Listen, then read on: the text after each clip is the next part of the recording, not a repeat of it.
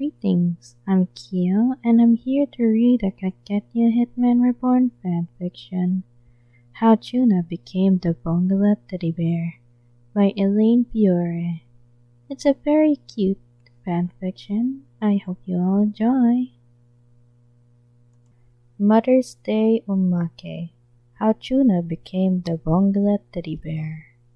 It was just above a month after the 10th generation had relocated to the Vongola mansion in Palermo, Italy, that it became common knowledge within the mansion that Tsuna's bedroom door was always open, and his bed might as well be a communal bed.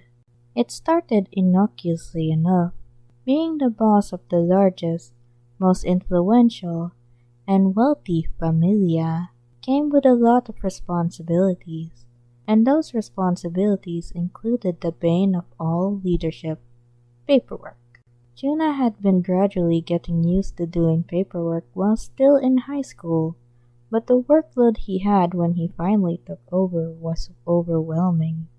His first night dealing with paperwork kept him up past midnight. Instead of heading to bed for a well-deserved and needed rest, considering he was supposed to get up by 7 in the morning, Tsuna decided to check to make sure all of his family was settled into their new home without any problems. He found them all sleeping peacefully until he got to Futa's room. The ranking prince was still awake and greeted him with a tired "Tsuna-ni." "Why are you still awake, Futa? It's been a long day with the moving in and all," Tsuna asked gently. "I can't sleep," the 13-year-old complained. "It's weird sleeping by myself again. I've been so used to sleeping with Lambo and Aipin at Mama's that sleeping by myself reminds me too much of before Tsuna-ni agreed to put me under the Vongola's protection." "Would it help if I stayed with you until you fell asleep?" Tsuna suggested. "Would Tsuna-ni sleep here with me instead, just for tonight?" the blonde requested. Let me go check on everyone and change into my pajamas first.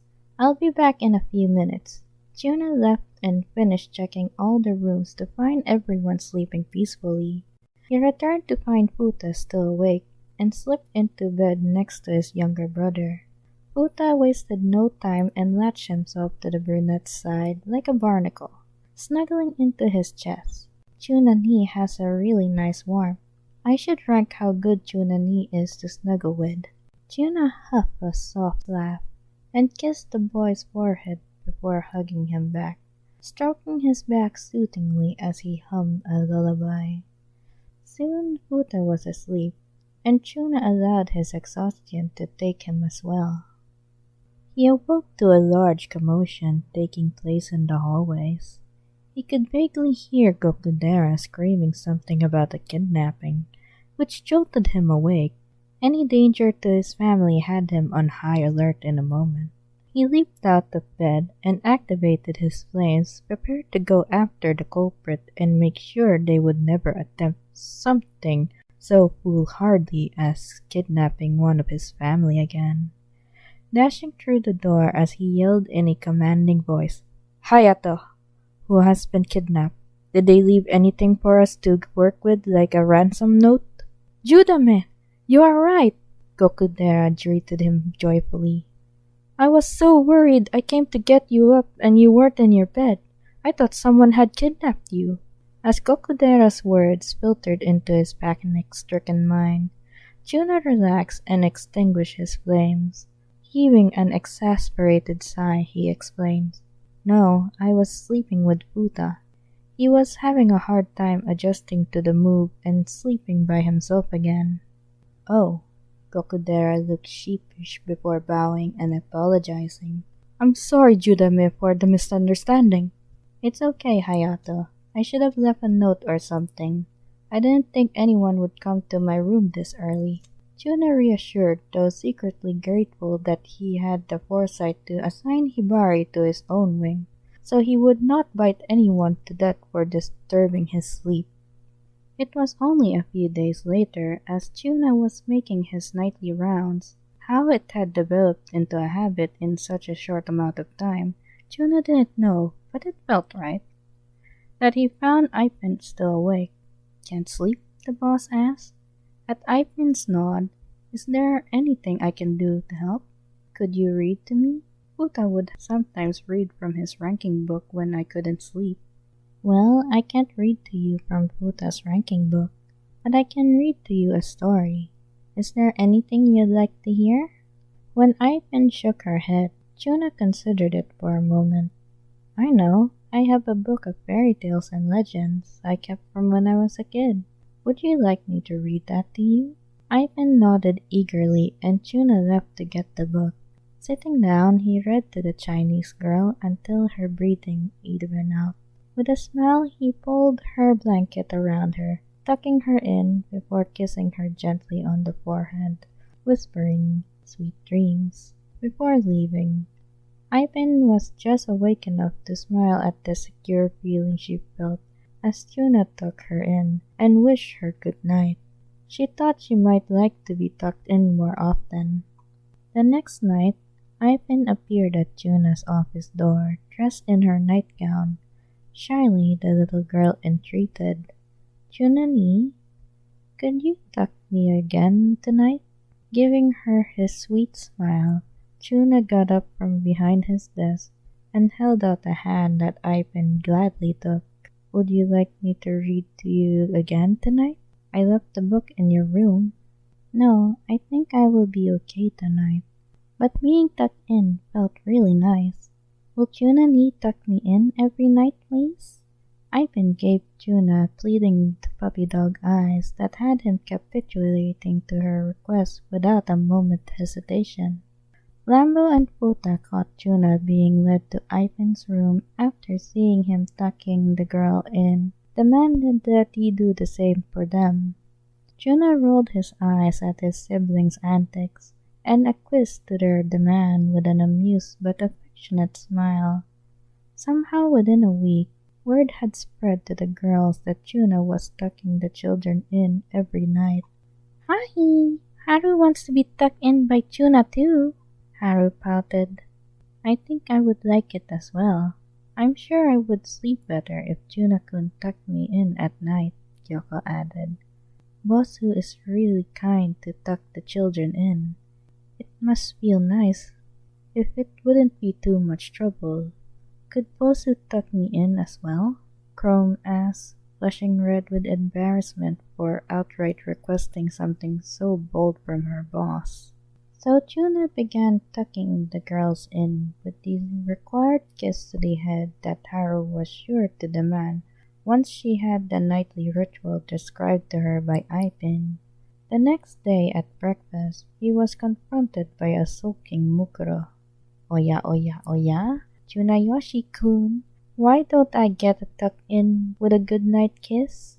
Tuna rolled his eyes before patiently explaining.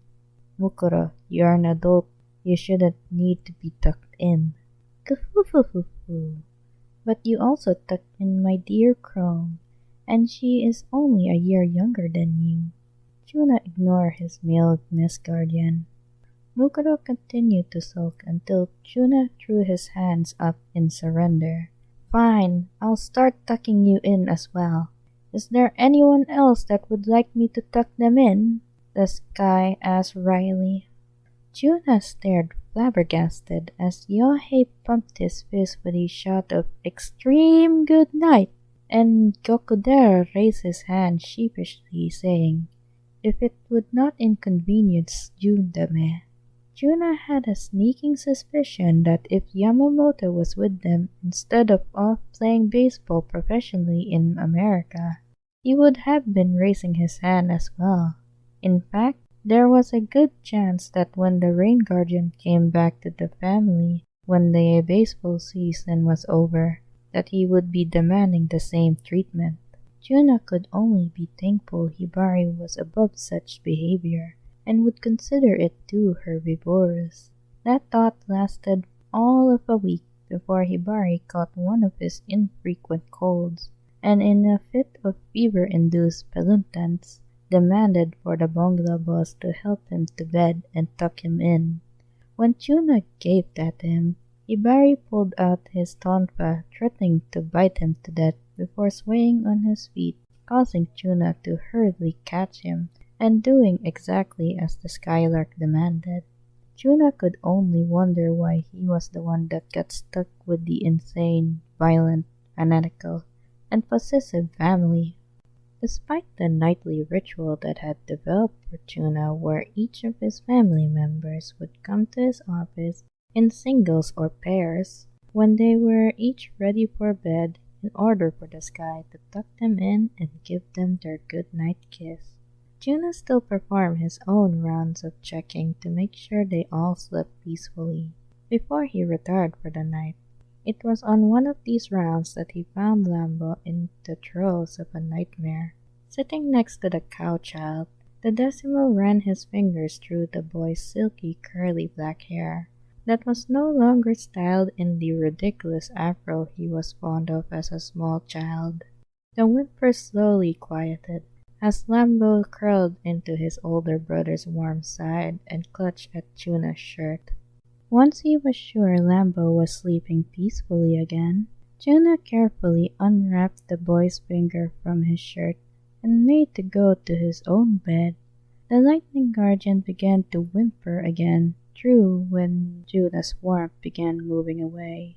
With a resigned sigh, Tsuna was prepared to spend the night in Lambo's bed when he remembered Gokudera's frantic search for him the night he stayed with Futa. Instead, he opted to scoop Bobino into a bridal carry and took the boy to his own room before laying him down, and quickly getting changed and getting in his bed, pulling the boy close and allowing him to cuddle up to his warmth. Lambo awoke to find himself sprawled across Tsuna's chest. Blinking his eyes blearily, he found he was in his brother's room. His shifting across had awoken Tsuna, who after many years of Reborn's wake-up calls had become a light sleeper. With an indulgent, loving smile, Tsuna greeted the young Bovino. "Good morning, Lambo." "Morning, Tsunani. Why am I in your bed?" Lambo questioned while stifling a yawn. "You were having a nightmare last night, and wouldn't calm down unless I was next to you, and Hayate tends to panic if he can't find me. So I brought you to sleep here." Lambo vaguely recalled dreaming of the degradatory looks, sneers, and insults thrown at him before he came to live with Mama and Tsuna. The nightmares of being left behind and abandoned because he was useless, and then the feeling of a soothing hand caressing his head and curling around a warm body that always made him feel safe and accepted. "Thank you, Tsunani," Lambo finally whispered after burrowing himself into the warm chest, his words loaded with more than one meaning. "Always, Lambo. As long as I can, I'll always try to support you and the rest of our family. Whenever you need me, Lambo, you're welcome to come to me for nightmares or whatever," Tsuna assured the boy. Tsuna shouldn't have been surprised when the next night, instead of finding Lambo, Futa, and Ipin sleeping soundly in their beds when he made his nightly rounds, he found them all curled up in his bed like a pile of puppies.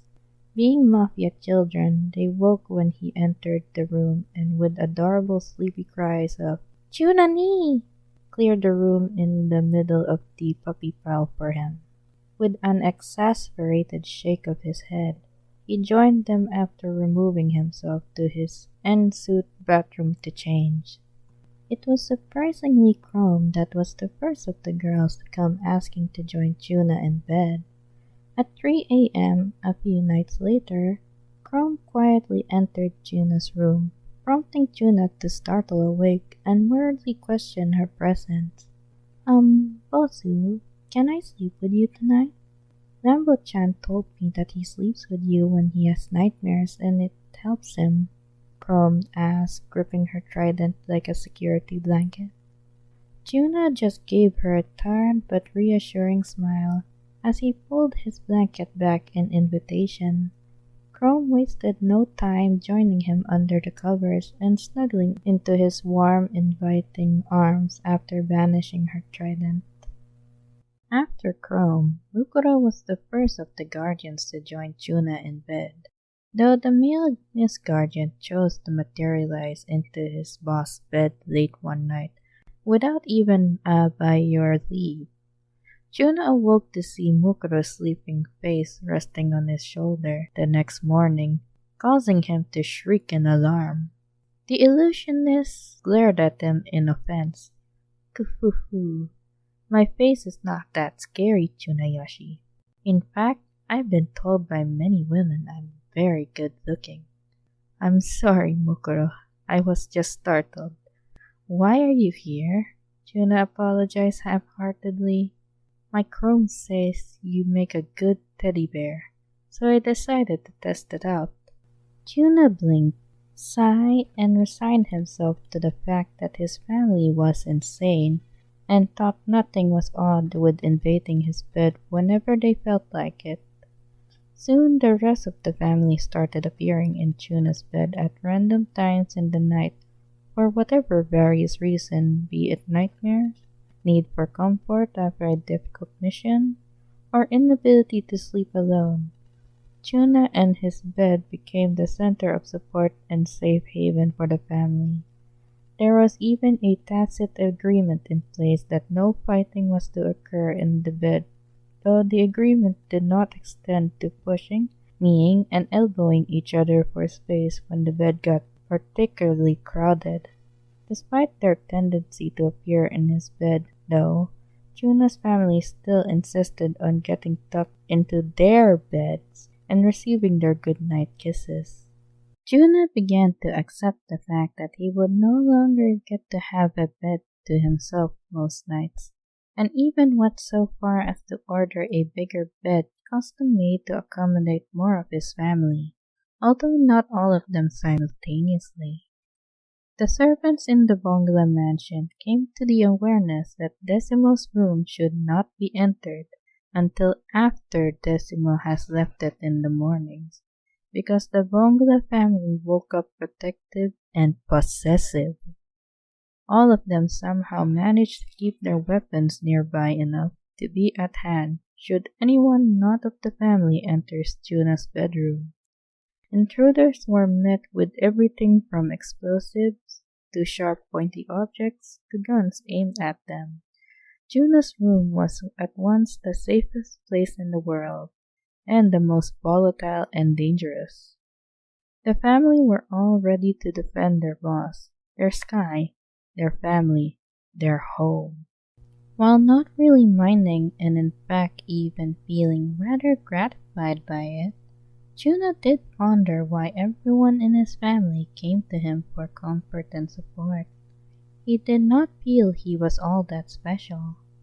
What Tsuna could not know, though, was that to his family, their biggest fear and most terrifying nightmare was that Tsuna and the family Reborn had helped them create were not real, or that Tsuna, with all his never-ending love and acceptance, would be ripped away from their lives at a moment's notice. Thus it was the biggest relief for them to wake to a tangible warmth breathing Tsuna, to remind them that they were not butterflies, and that everything they cherished the most was real, and that their happiness was real and hard-earned. It was also a reminder to them to hold on and protect everything that they treasured the most with their dying will.